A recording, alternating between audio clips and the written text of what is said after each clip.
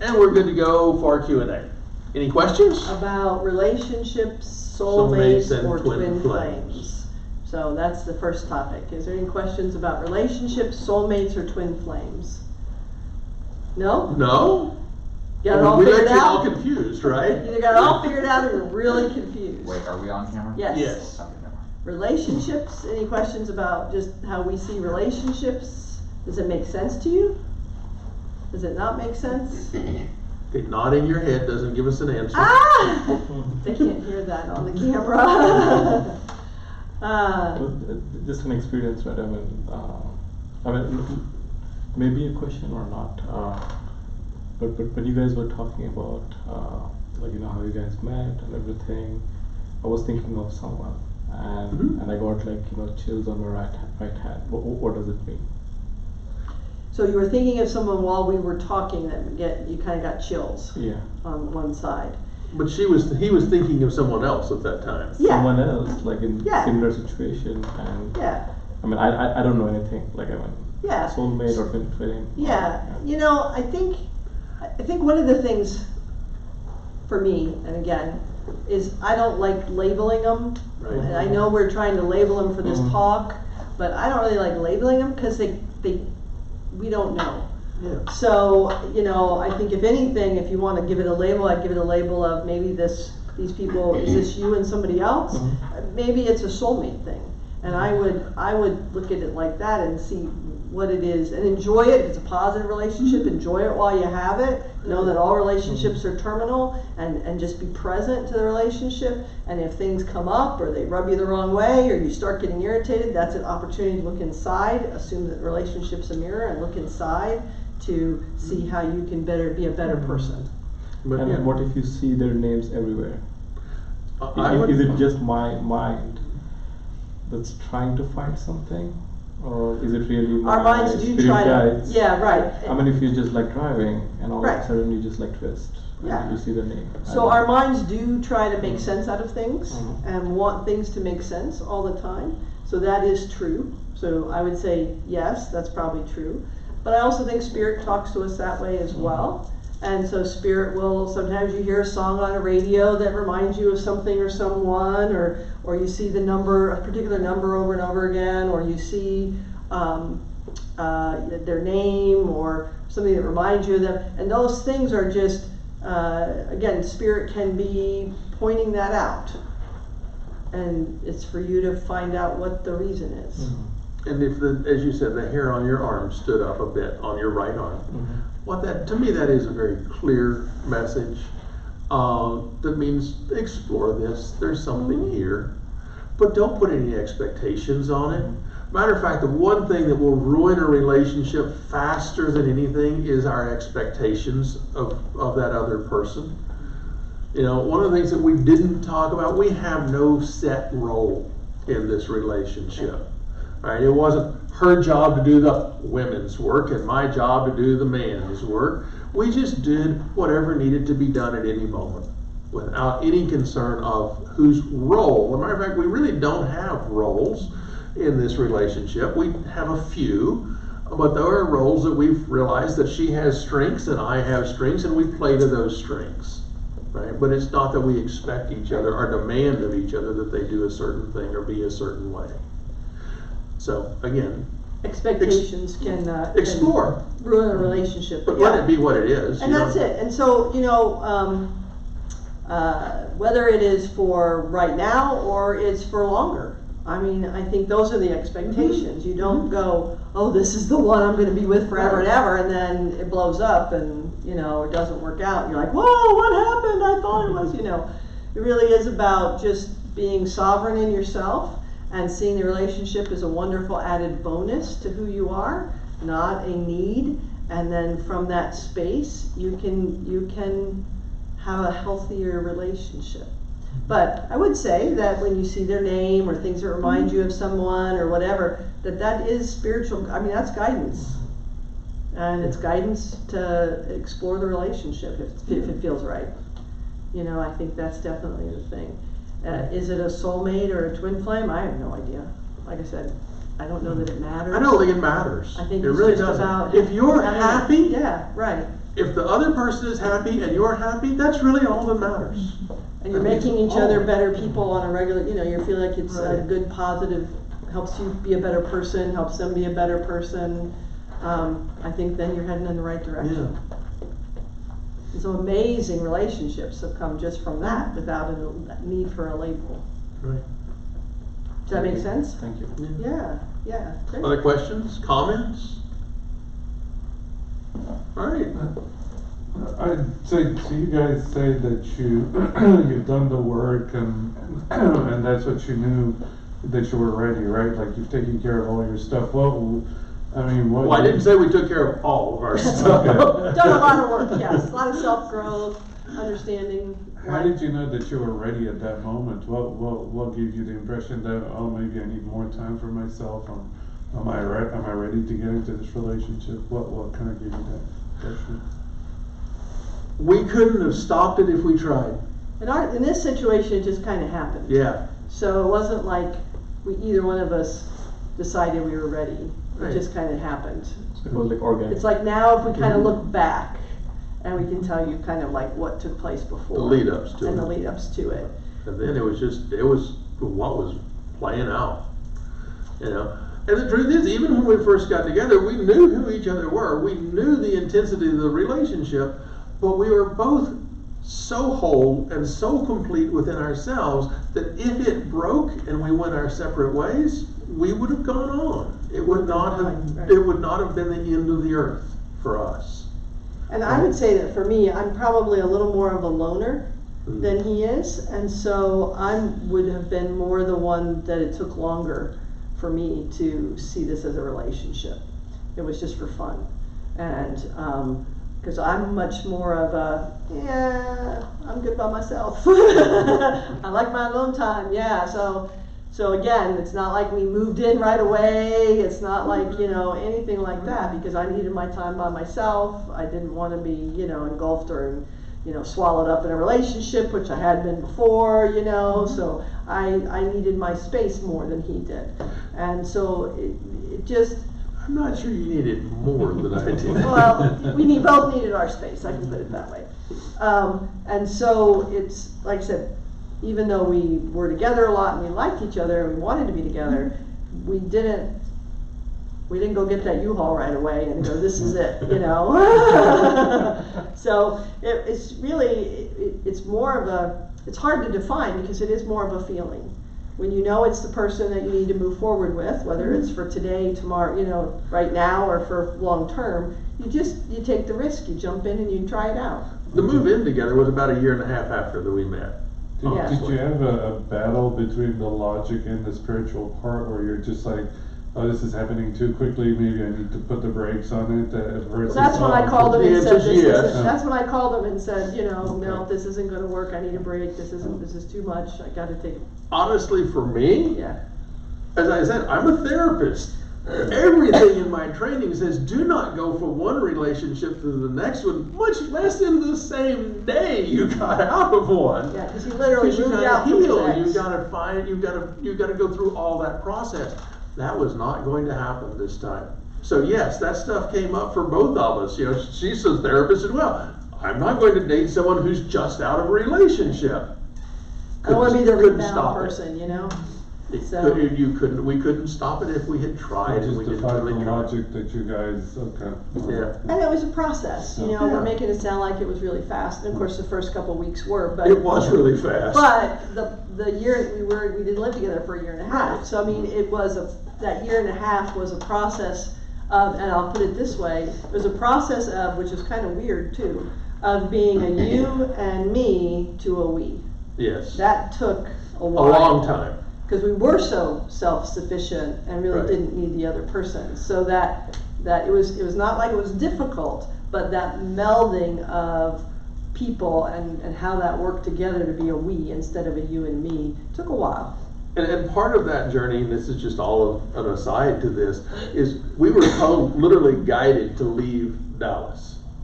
And then had we stayed here, I would have had my friends, she would have had her friends, and it would have been a longer process to really get to we.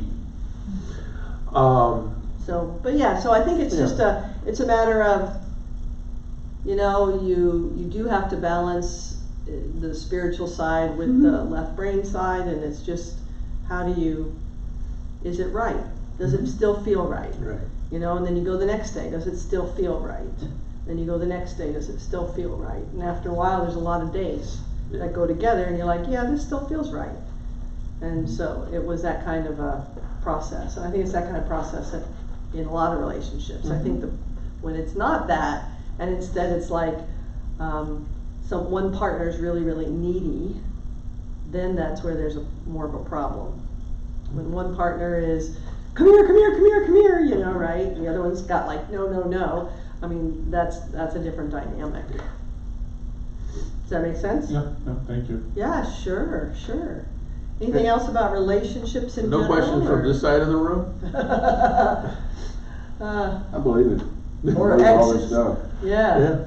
Yeah, probably the only thing I'd say is like infatuation or falling in love with people along the way. Yeah. And this, what happened to y'all would be much more recognizable. Well, and please know, we had both previously been married. Right. And divorced. We'd both previously been with other people. So it wasn't like we hadn't had some of those where we were infatuated with somebody and it didn't work out and our heart was broken. And we had those kind of relationships as well, and just grew from them and knew that wasn't what I wanted next time. And that's the other thing that we would both say to you is every single relationship you have prepares you for the next one. Okay. And if you're growing, if you're personally taking responsibility rather than blaming the other person, if you're personally looking inside of how can I be a better person, how can I have, some cases, better boundaries, other cases, how can I give more, just whatever it is you need to learn. I found for myself, and you would say the same, I think, each time I dated somebody, it was a better scenario. Right. So down here I'm dating and it's not, we're not happy, we're fighting, whatever. Here I'm dating and now they're a little bit better person because I'm a little bit better person, you know, and we're a little more in sync. Then the next one's a little more in sync and we're getting there. So I guess the next time I date, I'll be much better. You'll be doing good next time. I'll ascend next time. Well, hey, if that logic sticks. Yeah, same goes for me, you know. Yeah, I know. Wow, what a good. It's kind of hard to get better than Goddess Venus. Yeah. So, so I think it's just each time, again, if you don't learn, if you don't grow, then the next one will just be a repeat of the past, the last one, right? And we all know people who date the same person over and over and over and over again. Just in different bodies, and wonder right? why they keep doing that. You know, What is it about? Why am I attracted to that? No. What am I trying to learn by that? I keep picking an alcoholic over and over again, even though they're different bodies, different genders even. I mean, it doesn't matter, but they haven't looked inside to figure out what's going on. What they're trying, what am I trying to heal? Right. So that same person in different skin keeps showing up, right? And by the way, just a therapeutic aside here, when she says, you know, you keep dating an alcoholic over and over again, and you keep going, what am I trying to learn, or what am I trying to heal? It is not necessarily anything to do with the alcoholism itself. Right. It may be more subtle, like what is it that attracts me to unavailable people, Right. emotionally unavailable people, right? More the Don't personality traits. look at the all of life. Don't look at the surface. Go a little deeper. What is this really about? What is this about for me? What is this? What is this about? Well, and it's even business partners. Yeah. If you have business partners and you're always being taken advantage of, and you get another business partner and you're being taken advantage of, another business partner, it's not them. You gotta look at, what is it about me that is allowing that to take place? What am I not paying attention to in each one of these? What signs were there that I didn't want to see, right? And so again, it can be in any kind of relationship that you're in, right? Yes. So can you give us some examples of some of the reasons what we need to look at if, let's say, for example, using the alcoholic partner? So one of the things would be that I would look at for myself would be, am I trying to fix somebody? Do I need a project? Do I need a project, right? Am I thinking that I know what they need? then I need to go, wait a minute, that's Or- me. My love is so strong I can heal them. I can make them whole. I can fix them. So that's one of the things when somebody's really unhealthy and you get into a relationship with somebody that's very unhealthy is we think that we can help them. So- I won't call it a savior complex, but our Close. egos do think that we can help them out of this depression they're in or this trauma they've had or you know, that- Rescuer. Rescuer. A rescuer, yes. Yes. So that's one of the roles that can take place. And the other question that I would look at is this something that I experienced growing up that I'm trying to heal? An emotional dynamic. And what did I feel was missing from that person that represents this person in my life? So it might be that they're emotionally unavailable. And so you might have had a parent that was emotionally withholding or unavailable. And so you're attracted to someone who is got the same role of being emotionally unavailable. And that's an attraction because that's what you're used to from childhood. So how do you overcome something like Same that? with someone that's critical, like overly critical, or someone who withholds love. All those can be things that you experienced growing up. And you're trying to heal your childhood through a current relationship. And as long as you know that's what you're doing, you can go inside and work on that. Now, I will offer that the minute you probably get it healed and they are still an alcoholic, you're probably out of that. The relationship has run its course Right. at that point. To your question, it's called reparenting. Is one of the ways to heal that, and that means that when that happened to you, you were this big, all right? Now you're this big. You're the parent now, and in your current capacity of being able to understand and recognize and parent, you go look at that wounded part of you. You go look at that little child, and this is where we get to have fun in the game, actually, because now you can look at that little child as part of you that's outside of you. You look at it, what does that, and you can have a conversation with that part of you. All right, what are you needing? What are you wanting? I'm the one that can give that to you now. Are you needing safety? Are you needing approval? What are you needing? And then you give that to your own inner child. So it's that relationship that we need to go for first. Yes, Yes. the relationship with yourself. Cannot be what you wanted to be treated as. Yes. Yes, you treat yourself that way. Right. How you wish you were treated growing up. Exactly. You And treat how often yourself do you do way. that? Every day. It's an ongoing conversation. Once you've learned, the thing is once you get it, once you have had that conversation child to child, that child still may have moments when it flashes back to that, and you just say, okay, and then it's not now that you stop and go see a child outside of you because, oh, I'm feeling this need. How can I provide that for myself? And you do it, okay? And sometimes it's as simple as just taking a deep breath and going, okay, well, how do I show myself love? I meditate. I may have an ice cream cone. I eat chocolate. What is it that is a way for you to show yourself love? That's where you have to learn your own love language, not your partner's. You need to learn yours first. And then you begin to apply it to yourself. And then suddenly in the relationship, whatever relationship you have, you don't need that partner to fulfill that need inside of you. You are whole, you are complete. And that's the difference, what you were asking as well, is that when we get into unhealthy relationships, it's often that either we're trying to fix them or we think they have something we need. And when they withhold it or, Okay. whatever, the dynamic gets all messed up. But So, remember, this is a mirror. right. Okay, that other person is a mirror. So even when we think we're trying to fix them, oh, my love can heal them. Turn that around. My love needs to heal me. Right? And then you can thank them for being who they are without feeling the need for them to change or to be different. Because now you see the gift that they're showing you. You're seeing the gift that's in the process.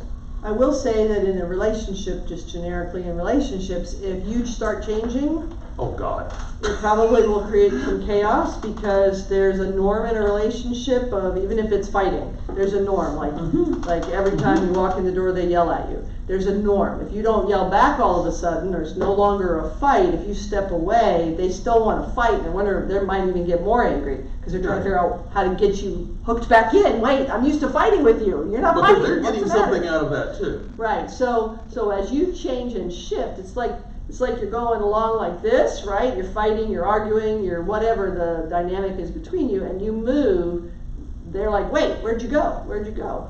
And then they have to choose, are they going to continue, batting at the air, or are they gonna move with you? So when somebody says, I'm growing personally, I just wish my spouse would do that, right? And you can't make them. You can't make them grow spiritually, personally, emotionally, anything. You just have to do it yourself. And then at some point, they either, remember, all relationships are terminal, they either have to decide of their own volition To grow. And match you and go with you, or decide this isn't going to work. Or grow apart. And grow apart and leave that relationship. So it's when you go on a personal journey, sometimes it does upset the apple cart. It upsets the dynamic in the relationship, and you have to understand that is a very strong chance. And then you have to decide, if they're not willing to grow, maybe you choose to end the relationship. It's up to you. I have a question. So what are your thoughts on, the sunshine that you're born in, right? And so are they like natural, pairing where you're compatible with a specific sunshine by default because you share some qualities? I don't know if it makes sense. Ask that again, a different way. So you have different sunshines, right? Sun signs. Yeah. Okay. Yeah. Scorpio, Okay, Pisces. gotcha now. Gotcha. Astrology. Yeah. I'm with you now. That's not particularly this topic, but we can talk about those. What he's asking is if it's incompatible sun signs. What about them? So do you guys believe in compatible and incompatible sun signs? Yes and no. Remember we said you have to hold a paradox Yeah. in your head. Like spiritually. Yeah, for me, our astrology, our sun sign is sort of an owner's manual, the tech manual, basically, for this particular time Same frame. with numerology would fall in Yeah. that same category. But it's only a guideline. Right. So it's like a more 3D thing? Do you think? Is it like more a 3D? Yeah, Yes, it's more of a 3D. Definitely a Okay. 3D thing. Yes. And as you move, so as you move up in the game, it has less and less application. Yeah. I am a Scorpio. Therefore, by the definition of that plan, I have a propensity to, shall we say, get revenge. All right.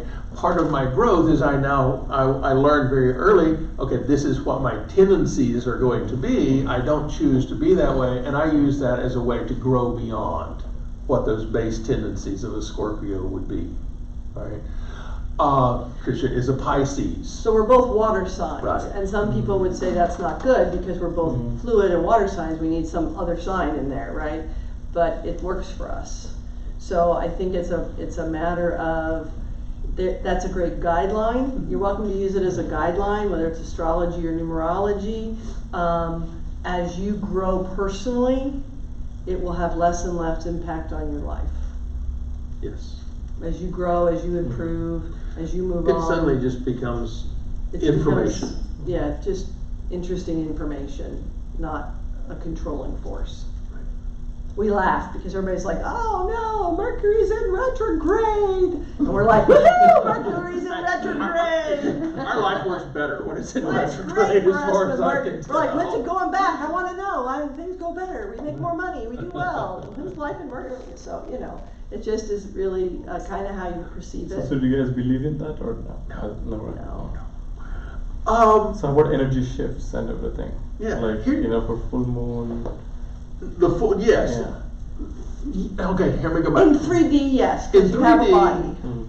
on this planet, the tidal pull of the moon, the tidal pull of the sun, the tidal pull of other planets has an effect on the water on this planet. We are 85% water. It's going to do things to us. It's just a physiological thing. I worked when I first got out of grad school in psychology, I worked at a county hospital here in the Metroplex, in the ER, night shift. You don't ever want to be there on a full And of course, moon. they all would joke about full moons and how much crazier it was and all that kind of stuff. So, I mean, and they're medical people. So they understood there is a dynamic there that when you are not awake and not aware of who you are, that those titles, those forces, whether they are astrology, numerology, full moon, new moon, whatever, have an impact on you because you're not aware. You're not awake. And so as a 3D being, your avatar will have there's an effect in the game from that. As you continue to be more self-aware and self-realized, as you move up the game and understand more about yourself and your life and your dynamics and all of that, it has less effect on you. So I will say, in a very 3D way, when it is a full moon, it is harder for me to get to sleep at night. Same for me. So I use herbal remedies to sleep, and I will use my herbal remedies to sleep when it's a full moon, because my body responding to the full moon is having a hard time actually going to sleep. So yes, there's still an impact, Yes. but it doesn't, and again, Mercury retrograde is not a bad thing for us. No. So, because we also don't hold it as a bad thing. Right. And it's about understanding that it's, inside the game, it's part of the rules of the game. It's part of the program of the game. Right. So Does that make sense? Yeah. Yeah. it's yeah. rising above the game. Remember, if you think this game is all that there is, if this is it, all right, you have a very small perspective of the game. You're right in a very small little area playing. That's all there is. I've got to kill this person, or I've got to do this, or I've got to do this in the game to Accomplish succeed. this, right. Right. But then you step back and remember, oh, that's a game. I'm sitting here in front of my TV with my game controller. I'm not in that game. And suddenly then there's a tension level release, is the best way I know how to describe it. And now you remember, oh yeah, I'm more than the game. And it makes you more fluid in the game, actually. Makes you much more fluid. And the same within relationships. Yeah. When you realize. Oh, you're just determined to bring it back to I that, am, aren't you? because I think it's probably time to wrap up It is, now. it is. So it's the same in relationships, and that the more fluid you're able to be within relationships, rather than this is the person I have to be with, or this is you have this picture of the ideal person or whatever. The more fluid you are, the easier it is to go in and out and flow and be a part of whatever's next, and not putting your own expectations on it or judgments. So when there is lack of relationship, Uh-huh. meaning you don't want it, is it Yeah. because you are rejecting yourself? No, or you just don't feel the need for it at that point. Doesn't mean, it's not a rejection of self. And I say this knowing you. All right. It's a time that you don't need that mirror. But you have relationships with your cousin, you have relationships with your car, you have a relationship with your doctor. So you Co-workers, always friends. have relationships. Don't limit that term to, ooh, baby. Okay? Or can I add to that? So Yeah. I mean, I just heard from a friend, right? Someone, like they said, they tend to push away, the person from the relationship. They don't allow the relationship to happen. Right. So could that be an inner work that needs to be done? I mean, that's a different. You mean the scenario. fear of getting Yeah. hurt might need to be worked on? Mhm. Yeah. Well, and I think again, the question would be, why would someone attract a person that's unavailable? Why would someone attract a person that isn't ready for a relationship? or doesn't want a relationship. So again, it goes back to looking inside and looking inside. So yes, we can understand the other person that maybe they're afraid to be in a relationship, but it's also about, why would I be attracted to someone like that? I did want to wrap up. We can still So, talk. thank you for being here tonight. We don't have to leave. We can still talk. They won't be recorded. Bye.